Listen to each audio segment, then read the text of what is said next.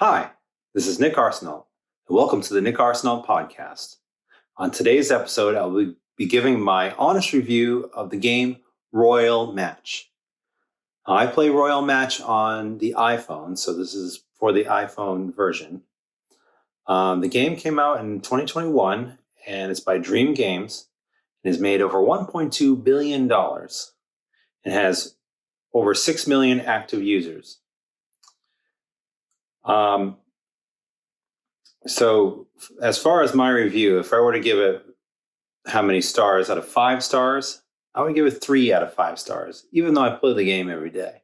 And I'm going to dig into why that is. Just a little bit about my gaming history. First of all, I'm a 40-year-old adult. I work, and I don't spend much money on games on my phone. I spent a few years playing the game Clash of Clans. And maybe I spent $30 to $50 or so on that game over the time I was playing it. And at the time I spent that money, it was like, well, I've been playing this game for over a year, and the new town hall, I wanted to upgrade. So, I ended up spending some money on that game. But other than that, I really haven't spent much on games on my phone. Another game I've spent some time playing is Clash Royale. It's also by the maker of Clash of Clans, and I played that for a while until I kind of plateaued, and I didn't really have the desire to work on my gameplay to improve, and I just got tired of it. So I spent some time in between games, not really into any games on my phone. And then for a while, I was playing another game called Another Eden. I liked that game because it was kind of loosely based on one of my favorite Super Nintendo games, Chrono Trigger. And I liked the story. It was compelling. The gameplay is fun. Had like the side quests. I played that game for quite a bit. But I didn't spend any money on it, though. I don't spend money on games. I just, get what I can out of it with whatever they can give me for free. So, that being said, a few months ago, I got into the game Royal Match. This is what the review is for. Royal Match. In March. So probably been playing the game for over 4 months, and now I'm up over level 500. So that's how much I've been playing it. I play a couple levels a day. It's nice to play like a level when I go on break at work or at home, a little downtime. But I don't play a lot, and I have not spent any money on it. I haven't purchased anything in the game. So, and also too, something else that I want to note is that I like the challenge of solving the puzzles, and I have not once used a single power up. So they give you all kinds of power ups that you can use to, beat the levels, and I haven't used any of them. I have quite a collection already of power ups. As far as the gameplay, they have all these games. They have games with gems or things that you can use to purchase in game, like lives and so forth. In this game, is coins, and they give you some over time, but you can use real money to purchase coins. And the primary use of coins is that you can use it to get extra turns. So when you start a level, you have a certain number of turns. I'm sure this is just same as any of those other matching games that are out there. And when you run out of turns, you can pay 900 coins to get another additional 5 more turns. And then it's 1,900, I think, or over 1,000 coins to get additional 5 more. And I don't know how much more after that, because I wouldn't even be willing to use my coins at that point, because I do like the challenge of the game. So when I get to the point where I run out of turns, I oftentimes don't use my coins to get more turns, even if it's just like one more turn. Like, oh man, if I use my coins, I can see that I can make the match to finish the level. No, I like the challenge. I'm like, all right, well, I got this close this time. Maybe next time I will beat the level without having to use coins. So I wanted to kind of paint a picture of my personal gameplay, which may be a lot different than yours. So back to my review of it. So I would say I would give it 3 out of 5 stars. Now, one of the things it's got going for it, and let's start by talking about what I like about the game. It's got great graphics and music. It's a really well polished game in that way.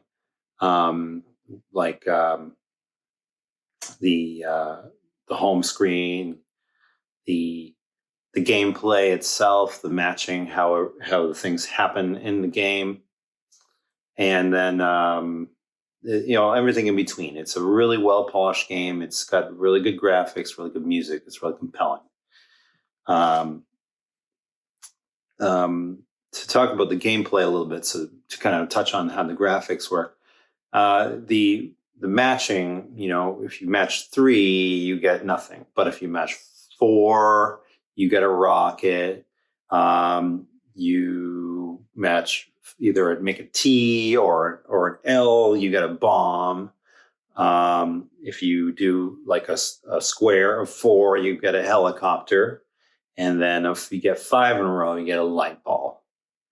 Now, if I were to give Royal Match my own title, I would call it Get Light Balls, because the light ball is the key to beating most levels.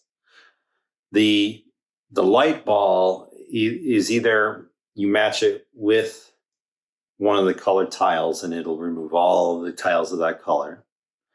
Or if you match it with a helicopter or a rocket or a bomb, it'll copy that power up to whatever color is the most common on your board. So if you match it, the light ball with the helicopter, it makes a bunch of helicopters. Then that they fly around and help you beat the level. Helicopters can travel to other parts of the board, and they will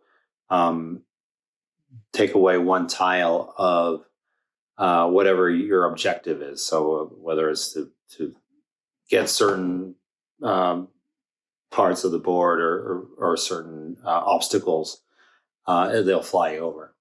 And you can match helicopters with a rocket. So a rocket is if you do 4 in a row, and it'll either be side to side or up and down based on the direction that you make the 4 in a row match. So if you match that with a helicopter, it'll carry it to another part of the board and then have it go off. Same thing with the bomb. So the bombs, I think it's maybe 6 tiles. It blows up and destroys all the tiles in the proximity around it. And they can do a chain. So you do a bomb, it can hit a rocket, that can hit a helicopter. So things, you can cause chain reactions. And other things you can do is if you do a rocket with a bomb, then it's like it does 3 in both directions in a row.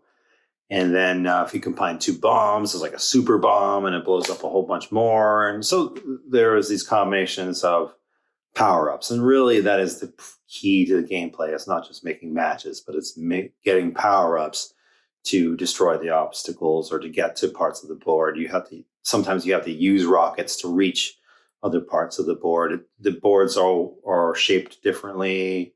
They have all kinds of, they're S-shaped, or they have parts of the board that are disconnected from the rest. So there's a lot of variety in how they structure the levels and the challenge to it.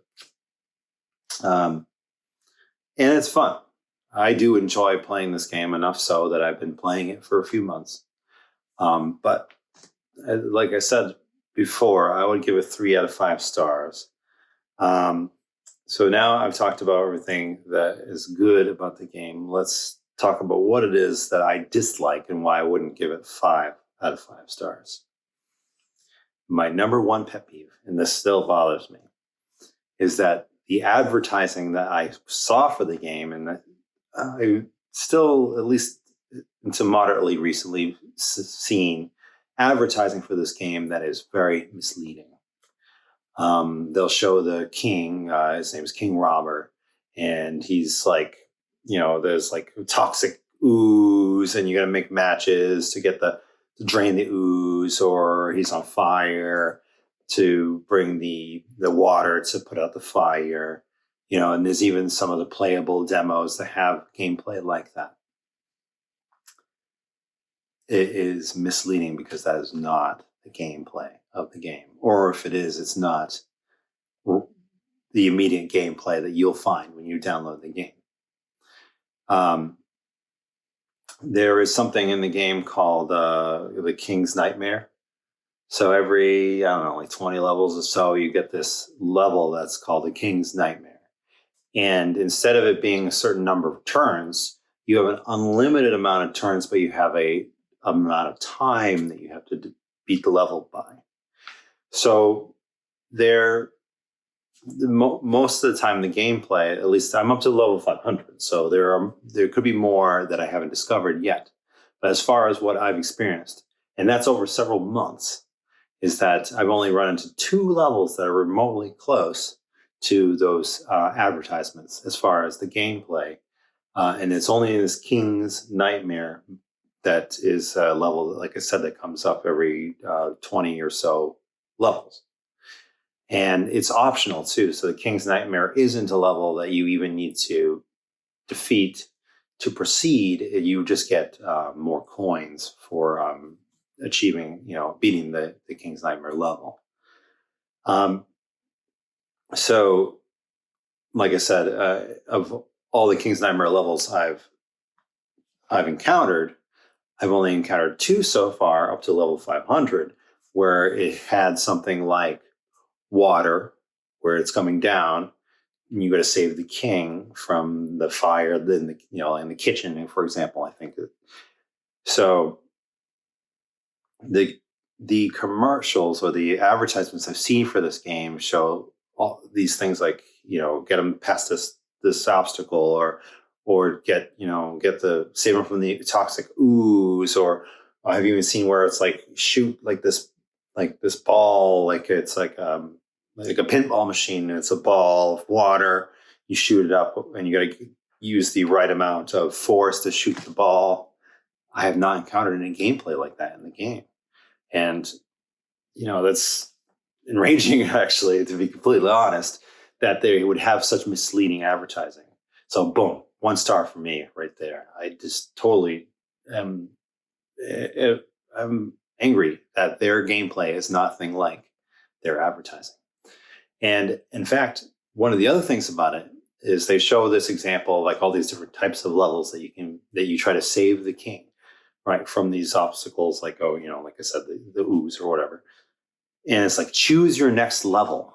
And they show like all these levels, and they spin through, and it's like, that is not the gameplay. This game is on a rail.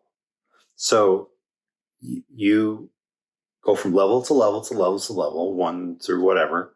You can't go back. So it's not like, if you have a level that you like, oh, that level is really fun, maybe I want to see if I can play it again to get to beat it in less turns or whatever. You're going to be in for a surprise that you can't go back. If once you've beaten the level, it's done. You're on whatever level number you're on. So even those like King's Nightmare levels, if you either skip over it or you beat it, you can't go back to it, even just for fun. So I think that's extremely misleading. I mean, to the point, like I said, it makes me mad just thinking about it, that they would be that misleading in their advertising to try to get you to play the game. Because that was one of the selling points when I eventually downloaded the game, because I saw a bunch of ads for it. And I'm like, oh, it might be fun to try to solve these puzzles or try to save the king. Also, too, when you do those King's Nightmare levels, if you lose, like, you run out of time. One of them is like he's parachuting down, or there's a dragon coming after him, or he's with explosives that are about to explode, and you got to cut the fuse. If you run out of time or you lose, there's no animation that shows him blowing up or catching on fire or falling into the ooze like there is in the advertisements. You just run out of time and you're done. So again, it's misleading that they have these versions of the game in the advertising. That's nothing like the actual gameplay. All right, so that's one of the things, that the game, that it has misleading advertising, and that the game is on a rail, that you go from level to level to level. There's no going back. Once you beat a level, you're on to the next one. That's it. Um, so then we get into the varying difficulty. So one of the things that determines the difficulty of any level, like of a matching game, is what you get after you make matches, what comes down from the top. So you clear off part of the board, and then tiles, new tiles fall down, and they give you more different opportunities to make matches, to get power-ups and so forth. So something I noticed is that sometimes it just seems to be the case that I get things that fall into place. Like I get like a light ball right near, towards the end of my turns. I'm like, oh, now I get the light ball I needed because of the tiles that fell from the top. All of a sudden, I have the ability to make the matches that I need to get the power-ups to beat the level. And after playing for a while, I kind of caught on to this trend of like, well, if I'm sitting there and I'm playing it for a while, and I'll get stuck on one level, and I just like play it over and over and over again, and I'm like, I can't beat this level. I put it down, and then the next day or the next time I pick it up, several hours later, I play that same level, and all of a sudden I get the power ups I needed to beat it. Like, wow, I got really lucky this time, right? Yeah. So I was already kind of getting keen on that seeming to be like a little too convenient, that, that the difficulty varies based on how often you play. So like, almost like going to a casino for the first time and hitting a jackpot, a small jackpot on a slot machine. Like, oh, it'll make you want to go back, right? Kind of like the same thing is that, like, oh, now I've beaten that level. Now I can get on to the next one.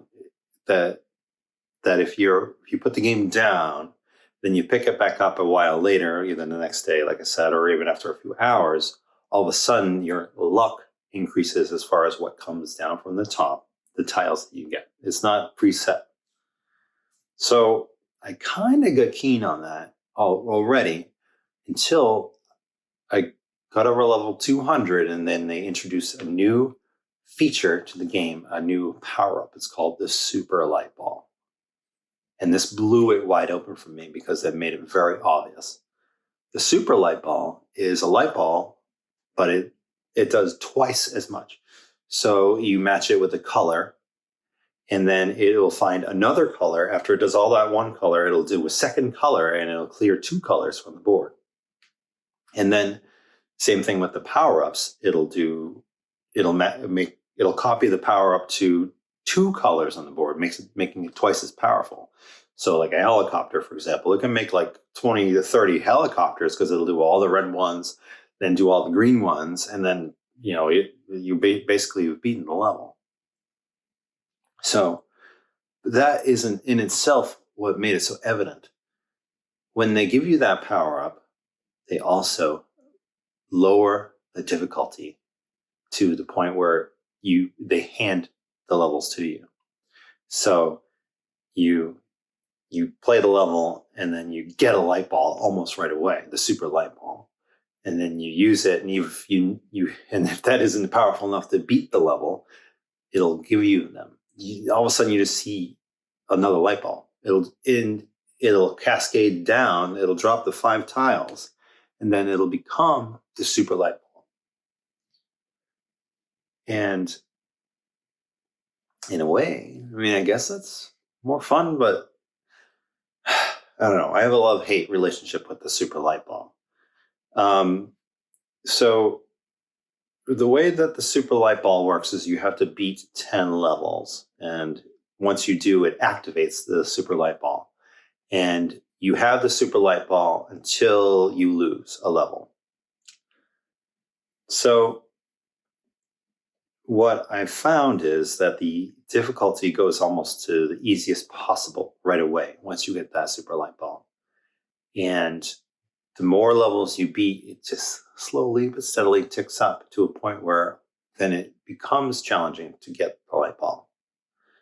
So it is evident that the difficulty of the game varies. And sometimes, the more that you play it in one sitting, the more challenging it'll become. And if you put the game down, it'll lower the difficulty back down. So that way, when you play again, it draws you back in. So in this way, I find that it's kind of addicting in that way. Now, I obviously need to respect the fact that I haven't played Candy Crush or any of those other matching games that are out there. And it's probably the case for all of these that it has this similar feature. So I may be criticizing something that is common among all these games. But so you're aware that this exists, it is varying the difficulty as you go, and it's doing it deliberately to draw you in. And then one of the things about the Super Light Ball is if you lose, it takes 10 more levels till you get it back. Well, you can use your coins to get extra turns. And this is where I think they're trying to get you to use your coins, because obviously you get some slowly but steadily from each level as you go, and you can build up coins. But you can use real money to purchase coins in the game. So you get your Super Light Ball. It's getting a little challenging. You get a level where you haven't beaten it, but you're maybe close. And then you'll spend your coins like, I don't want to lose the light ball, because then you have the Super Light Ball, because they take 10 more turns in order to get it back. Well, you'll spend your coins in order to beat that level, so you continue to still have it active, the Super Light Ball. I think this is one of the primary ways that they draw you in to get you to spend money on the game. So,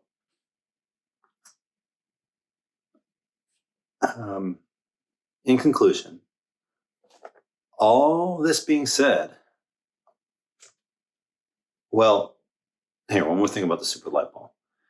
In a way, it's almost too good.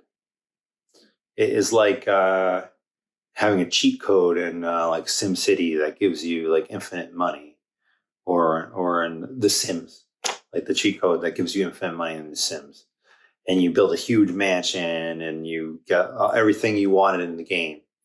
And then all of a sudden, the game doesn't seem fun. It is so powerful. That power up is so powerful that you can beat the level in 1 or 2 turns, even at level, in the 400, 500 range levels that I'm in right now. You'll get the Super Light Ball, you match it with another power up, boom, you destroy better than half of the obstacles. It'll give you another Super Light Ball, and you just make another match with another power up, the rockets or the helicopters, and wipe out the rest of the level. Next thing you know, you've beaten the level in 4 to 5 turns. In a way, when I finally get to a level where I can't beat it, and I have to, well, not have to, but I choose to not pay to get more turns, and I choose to stop making that attempt on the level and start over again, and I lose the Super Light Ball, I'm actually, in a way, relieved that I can go back to playing it the way that I prefer, where it's you actually have to think and try to make the matches and beat the level the way that without having that superpower, with just the regular light ball and the regular power-ups. All right, so now, finally, in conclusion, the game is fun, and it's fun enough that I'll probably still play for a little while, though it's starting to get old. And I don't know. I think for me personally, its days are numbered as far as the fun level. It's starting to taper off for me. It doesn't have a lot else to it, too. I mean, you can join, they have clans, or I think it's called clans in the game. And I'm, in a clan, but you can give your teammates lives, which I don't see any downside to it. You can ask for lives, and you can have up to over 10 lives, up to 15, I think, lives that you can get in 5 live intervals from your teammates. So you go into your team page, and you can ask for lives. And then people who are requesting lives have their requests up there, and you can say, you can click on the button to give them a life. You don't give them one of your active lives. You just give them a life from the ether. It's just a life. Here, have a life, have a life. You're not giving up anything.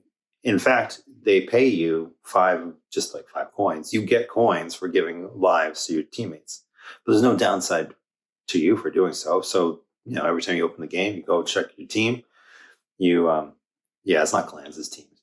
You check your team and you give whoever teammates are asking for lives some lives, and then you can go back to playing. So, there's no conversations that seem to be happening in the team, on the team page.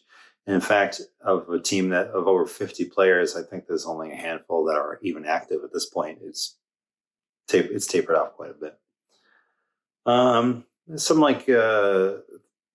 there's challenges, like there's a weekly challenge where they randomly pair you up with 20 other players, and you compete to see how many levels you're going to beat.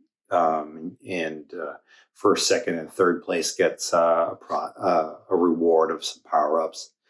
And there's like a tile clearing game with it's the temple,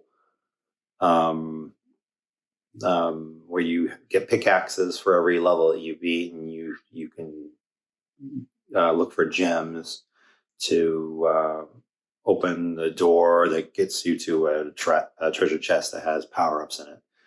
And the power-ups are just like the power-ups in the game, which I don't use, so I don't even know how good they are, or how they even work. But they work similarly to rockets, and there's one that mixes them up. I don't know. I don't use them. I don't know. So I don't know. The game, this guy has its appeal. The levels are fun, challenging, but with the sliding scale of difficulty, you never know if it's like, wow, I did a really good job this game, or if it was just them giving it to you. It's not luck. All right, so that's my honest review of the game Royal Match by Dream Games. And thanks for listening. Take care.